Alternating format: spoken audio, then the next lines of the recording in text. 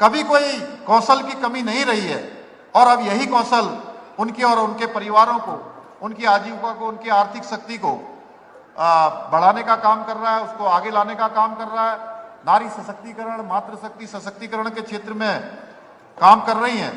आप ही बताइए कि पहले महिलाओं के खासकर जो हमारी गरीब मातृशक्ति थी, गरीब माताएं बहनें थी, उनके बैंक में खाते थे क्या? पहले नहीं होते थे ना, पहले बैंक में खाते होते थे। प्रधानमंत्री मोदी जी के बनने से पहले बैंकों में खाते नहीं होते थे, इस कारण वो आर्थिक रूप से आत्मनिर्भर नहीं थी, बहुत सारे काम नहीं कर पड़ती थी। डीबीटी का जो पैसा आना सीधे सीधे उनके खाते में हुआ, पहले वो कमीशन की भेंट चढ़ जाया करता था, बिचौलियों की भेंट चढ़ जाया करता था, उनके हक मार दिए जाते थे। हमारी बहनों की जो ये परेशानी थी, इस परेशानी को अगर किसी ने समझा तो हमारे आदरणीय प्रधानमंत्री श्री नरेंद्र मोदी जी ने और उनके नेतृत्व में, यानी कि 2014 से लेकर अब तक 23 करोड़ महिलाओं को जन धन खातों के जरिए बैंकों से जोड़ने का काम हुआ है। मैं अपनी बहनों से कहना चाहता हूं कि आदरणीय प्रधानमंत्री मोदी जी के नेतृत्व वाली सरकार ने प्रत्येक क्षेत्र में हमारी मातृशक्ति को आगे बढ़ाने का काम किया है, उनके सशक्तिकरण का काम किया है और लगातार मातृशक्ति भी पीछे नहीं हटी है। उन्होंने जो भी काम अपने हाथ में लिया है उसे पूरा किए बिना वो कभी चैन से नहीं बैठती हैं और परिश्रम और मातृशक्ति एक दूसरे के पूरक हैं। जिस भी राष्ट्र की मातृशक्ति शिक्षित हो, उस राष्ट्र का वर्तमान ही नहीं बल्कि उसका भविष्य भी सुरक्षित हो जाता है। मुझे अत्यंत प्रसन्नता है कि आदरणीय प्रधानमंत्री जी ने जो बेटी बचाओ बेटी पढ़ाओ का मंत्र दिया, उस मंत्र को पूरे उत्तराखंड की भांति यहां की बहनों ने भी आत्मसात किया है। आज देश में आदरणीय प्रधानमंत्री जी के नेतृत्व में महिला सशक्तिकरण के क्षेत्र में जो काम हो रहे हैं, वो नए भारत की तस्वीर हमारे सामने प्रस्तुत करते हैं।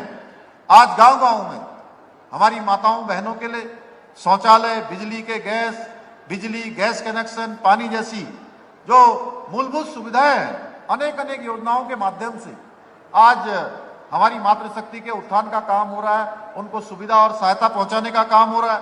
बेटियों की शिक्षा, स्वास्थ्य, पोषण, टीकाकरण और दूसरी आवश्यक जरूरतों पर भी सरकार पूरी संवेदनशीलता के साथ, पूरी प्राथमिकता के साथ काम कर रही है।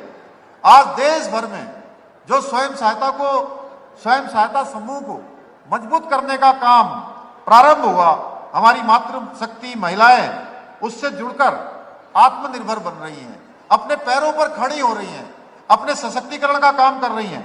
उत्तराखंड में भी हमारे महिला स्वयं सहायता समूह की बहनों ने प्रत्येक क्षेत्र में बहुत ही शानदार काम किया है।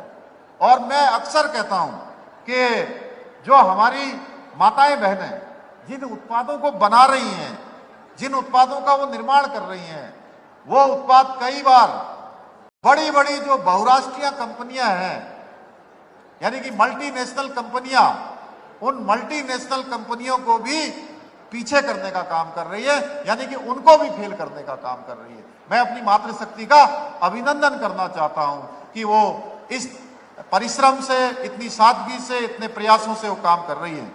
आदरणीय प्रधानमंत्री जी के मार्गदर्शन में हम भी अपने प्रदेश में जो हमारी महिला शक्ति है उसको आत्मनिर्भर बनाने के लिए हर संभव हम प्रयास कर रहे हैं। इस प्रक्रिया के अंतर्गत जहां हमारे प्रधानमंत्री जी ने देश के अंदर नारी शक्ति बंधन विधेयक लाकर मातृशक्ति के लिए आरक्षण सुनिश्चित कर दिया, जो भूतों ने भविष्य देश के आजाद भारत के इतिहास में हमने भी उससे पहले हमारे भरत चौधरी जी हैं, दीदी शैला रानी रावत जी है, विधानसभा में है मेरे साथ। हम लोगों ने विधानसभा के अंदर 30% का क्षैतिज आरक्षण विधेयक लाकर सुनिश्चित कर दिया कि उत्तराखंड की मातृशक्ति को हर क्षेत्र में नौकरियों में 30% का आरक्षण मिलेगा।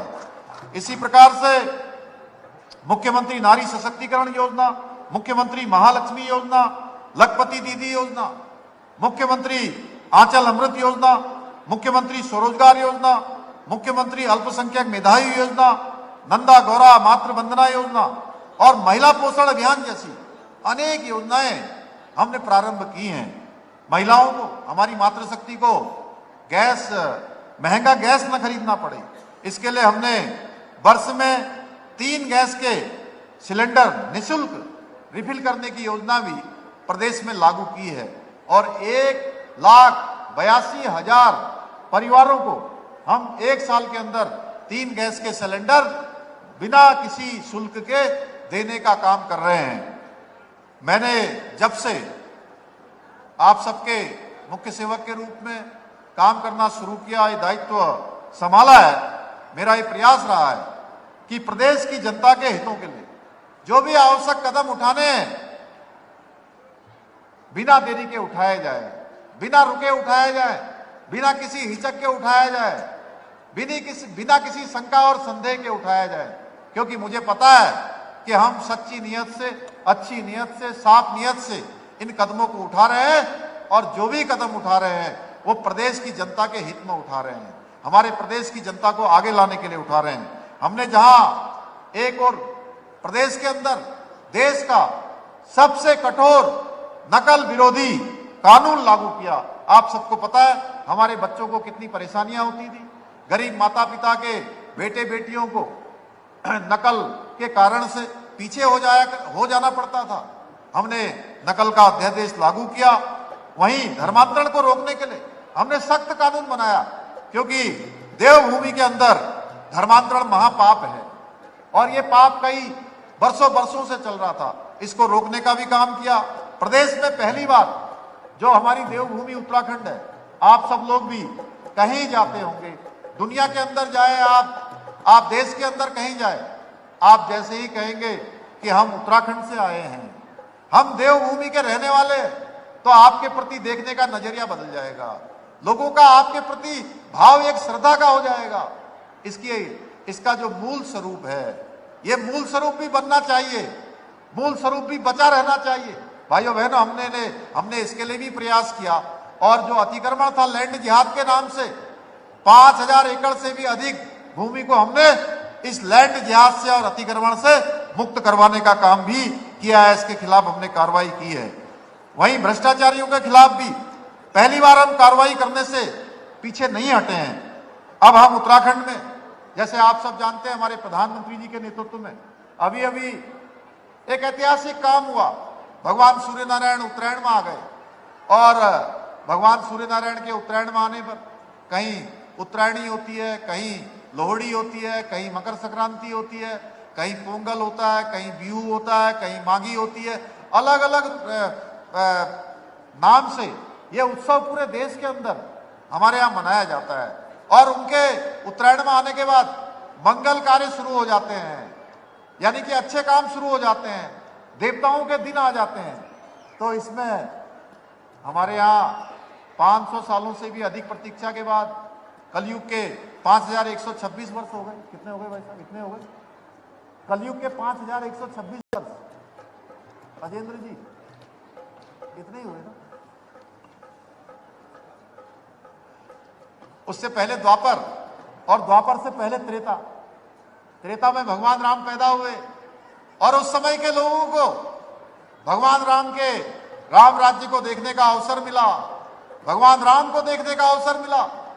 और अब वही राम राज्य, वही राम की तरह शासन और वही भगवान राम का युग हम सबको भी हमारे प्रधानमंत्री मोदी जी के नेतृत्व में, उनके प्रयासों से, उनके प्रयत्नों से इतने लंबे कालखंड के बाद देखने का अवसर मिला है। भाइयों बहनों, 22 जनवरी को भगवान राम की प्रतिष्ठा हो गई और ये ऐसा काम जिसके लिए हम सब लोग गली गली में घूम घूम के, हमारी माताएं बहनें, हमारे बच्चे नारा लगाते थे, कहते थे राम लला हम आएंगे, मंदिर वहीं बनाएंगे। और भगवान रामलला का वहां मंदिर बन गया और भगवान रामलला वहां विराजमान भी हो गए। भाइयों बहनों, इसी प्रकार से देश के अंदर समान नागरिक संहिता, यूनिफॉर्म सिविल कोड ये लागू हो, पूरे देश की मांग रही है। और जब संविधान बन रहा था उस समय भी संविधान निर्माताओं ने इसके लिए प्रयास किया था, लेकिन कुछ अवरोधों के कारण से वो उस समय नहीं बन पाया। हमने इस आम चुनाव में जिसमें आप सब लोगों ने हम लोगों को दोबारा सेवा करने का अवसर प्रदान किया। उत्तराखंड के इतिहास में एक मिथक तोड़कर, एक परिपाटी तोड़कर लगातार एक पार्टी की सरकार दोबारा लाने का काम आपने किया और हमने। आप देख रहे हैं के न्यूज़, खबरों का सारथी।